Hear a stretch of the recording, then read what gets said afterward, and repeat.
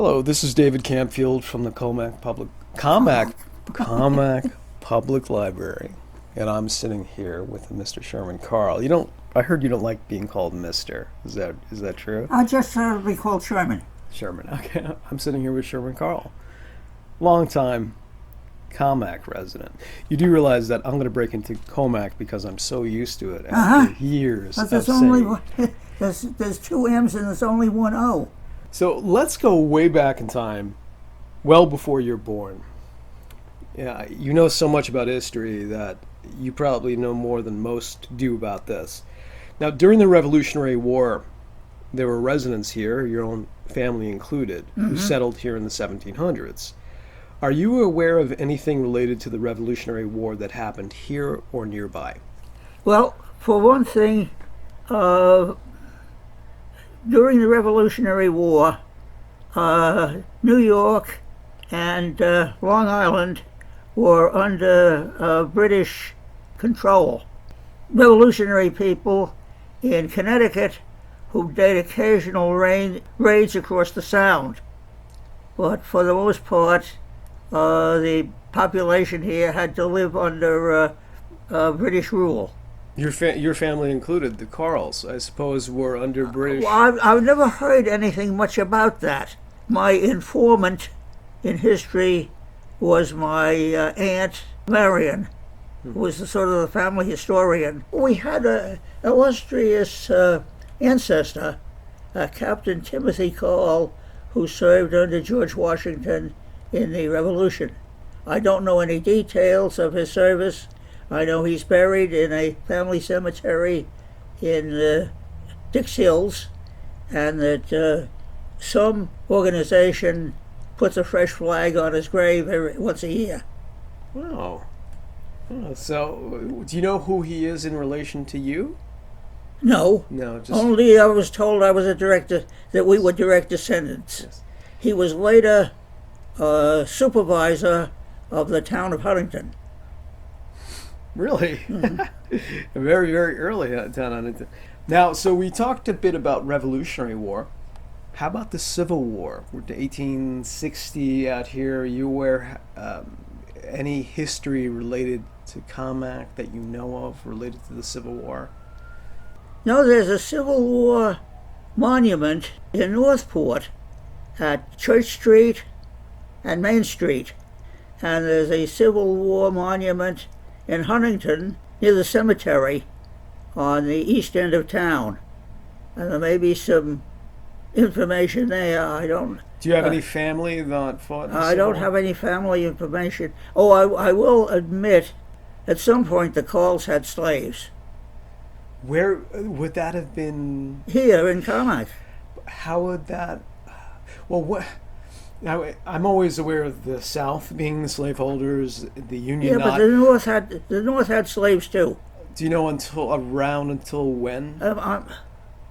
No, I don't have data on it, but it's my understanding that I think the old church in Smithtown has a balcony where the when the masters came to worship on the ground floor, the slaves were brought along to give them the hope that when slavery is over, they're going to heaven. You know, I'm so used to the history of the South owning slaves, and I'm forgetting that the North at one point had slaves. The North was busy with the slave trade. My uncle Howard told me that the slaves they owned had a cottage where Daly Road joins COMMAK Road. How they were guarded, I don't know. But I do know this. When the community cemetery was established, there was a family cemetery on each of the farms.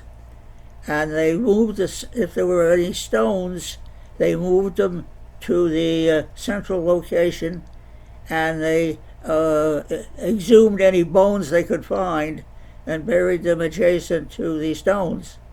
So I know there are stones there that mark family members who were buried more than once. And are you saying that there's some slaves, people who were Well, lived their lives as slaves? Now, As a child, I was taken to the location of the family cemetery, and there were mounds with no inscriptions. So I assume that when a slave died, they buried him in the cemetery, but in a sort of an semi-marked grave, just a mound. Huh. Here's a question that few would truly understand like you. All right, so there's a school named Sawmill in COMMACK. Correct. There's a prominent sawmill that remains in COMMACK. Correct. What's the story? How did this wind up being named Sawmill Intermediate School and what have you? What is the history of that sawmill? Okay. What I know about the sawmills is that it was run by the Bransomer family, and they sold the equipment to the Haunted family. We think it was the Haunted sawmill because it was a Haunted sawmill later. There's a descendant of the Bransomer family who may have more information on the sawmill than I have. I read that the song, "The Old Gray Mare, She Ain't What She Used to Be," was actually based on a racehorse named Lady Suffolk who spent some time on the Trotting burn. horse. What's that? A trotting horse. A trotting horse? That's with a sulky behind, and the trotting horse has a different pace than an ordinary racehorse. Uh-huh. It's a specialty. I believe Lady Suffolk was a trotter. There used to be an old building on COMMACK Road, south of the turnpike. It had been a blacksmith shop, and I was told as a child that Lady Suffolk had been shoed there. Really? Well, so the song "Old Gray Mare, She Ain't What She Used to Be" is based on a horse that spent its livelihood right here in COMMACK. I don't know whether or not that's true.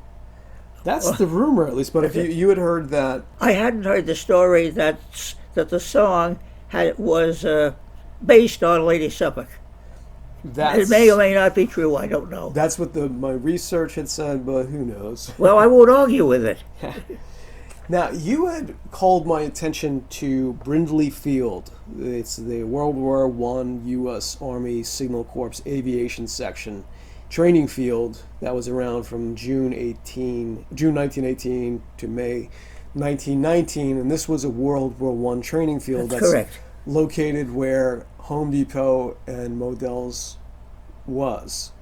The buildings to do with the field were on both sides of Jericho Turnpike. Some were on the south, some were on the north. There was a couple of old buildings which I understand had been barracks, which were on the south side of Jericho Turnpike. They covered both sides of the road. We never produced a combat-worthy airplane in World War I. The Europeans were way ahead of us. We did produce an awful lot of training aircraft, called the Curtiss JN-4, roughly called the Jenny. Curtiss built the engines. The engine was designated the OX-5. I don't know how they arrived at that number.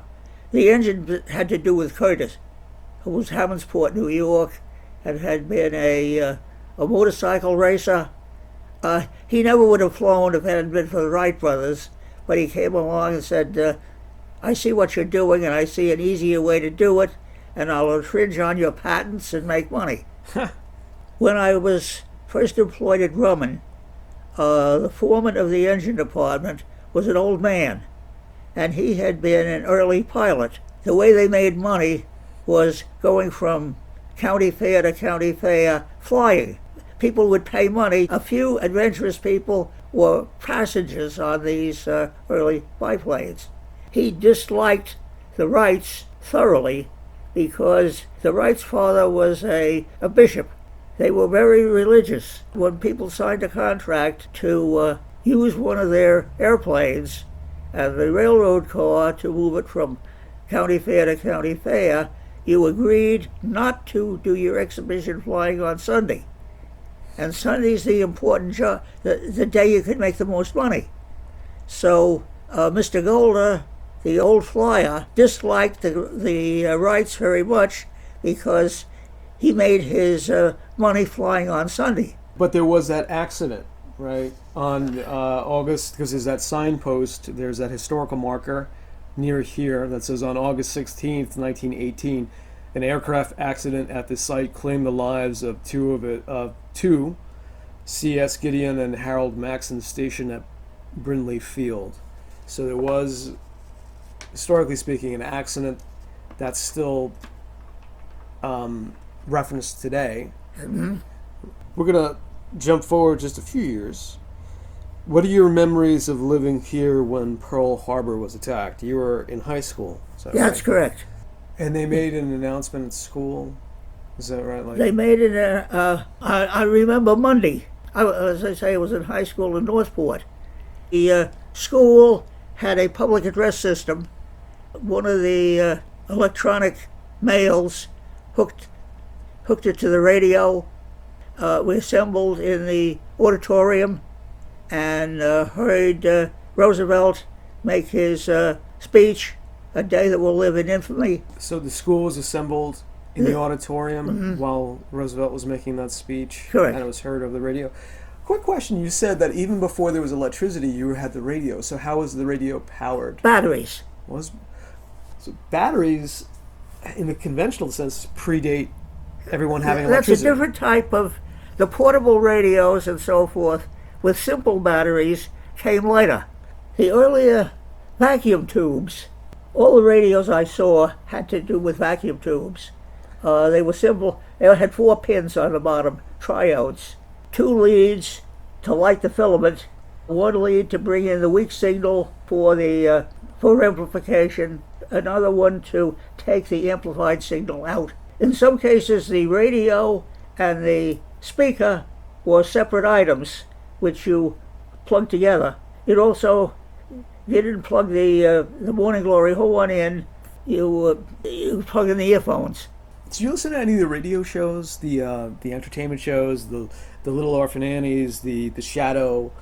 Yes, during the 30s, there was a period in the afternoon for the radio for kids. Jack Armstrong, the All-American Boy. I'm trying to think of some of the others. Cowboy stuff as well. The Lone Ranger was later in the evening, and that was pretty much for families. Right. That wasn't strictly for kids. Would you listen to it with your family, like the way that people watch television together Yes. today? Yeah. Do you have good memories of that, like nice memories of that? My friend Vito was here, and we were rehashing the Fred Allen comedy once a week. Fred Allen's actual name was Sullivan. He was very Irish, and among the things they had was Allen's Alley, which was ethnic. There were characters, particularly Titus Moody, the much too stingy New Englander. Jack Benny also had characters. This on the radio, Jack on Benny the had a radio show? Jack Benny and Fred Allen were the 2 leading comics, or the 2 leading radio shows a week. What was the big radio station? Well, in New York, we had a flock of them. WEAF, WJZ, in New Jersey, WOR. For stations further away, it was you bragged about it if you could get a station further away. There was KDKA in Pittsburgh and WLW in Cincinnati, which was owned by the Crosley Radio Corporation. So your favorite show was the comedy show? My favorite show, I guess, was Bobby Benson, the boy cowboy. So it was geared very specifically to kids, that Yeah. show, yeah. On the, I believe it was WOR, had Uncle Don, a guy who spoke nice to the kids. He was a pilot? Yeah. Uncle Well, Don. I don't think he was a pilot, but they played him as that. I They see. played some radio noise, and they said, Uncle Don is landing his helicopter, and he'll be right down. So he engaged the kids. This is Uncle Don, your Uncle Don. Hello, little friends, hello. And there was a light alongside the microphone that said when he was on the air. So he had finished I think a half hour, and the light went out. So he relaxed and said, that should satisfy the little bastards. And That is a story that has remained through the years. Uh-huh. You know the show The Simpsons, a cartoon that began in the 90s and runs today?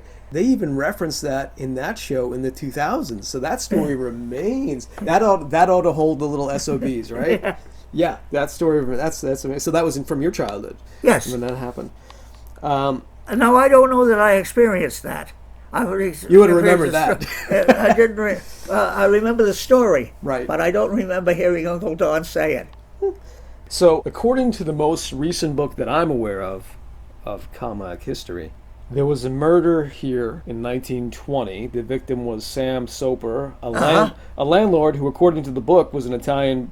According to the book, an Italian barber turned out to be responsible because he was unhappy that his landlord raised his rent and he could no longer afford it. So this Italian barber, who's not named for some reason in the book, murdered Sam Soper. However, as I read the next paragraph in that book, it says, the barber was also planning on killing a John S. Carll simply because he owned too much land and refused to let anyone take cordwood from his land, but was convicted before that could ever become a possibility. And that, I believe, is true, and that John S. Carll is my father. It said that your dad owned a lot of land and refused anyone to take cordwood from his land. What is cordwood? Okay, when we heat it with wood, we have to have a unit of size. A cord of wood is, I think, you can find out what the dimensions of a cord of wood was. But anyway, you piled it in a particular pile of a certain height and certain length, and that made a unit for sale, a cord of wood. Had you heard that your father was on this person? Yes, I'd heard that he was on the list of those to be killed. Wow. There's some rumors that there was a KKK presence in early COMMACK. Did you see any proof of that? Yes. Yes. My friend Fred Monroe, who had lived in Melville, said that on Monday, they did the wash on Monday, and you could see the KK robes on the clotheslines. The KKK probably was at its peak about 1925. I'm born in 1923. I took little interest. Didn't understand what it was. The pictures they show on the television of a KKK march in Washington is 1925. As I understand it, the people from the South, at least, running for office, advertised their KKK membership. So we can say that you were aware of people in COMMACK, at least one or two, who were involved. Yes, definitely. Now, my friend Bill Bransomer, no longer alive, says that they had a building and plumbing business. They say Bill Bransomer's great-grandfather built this house.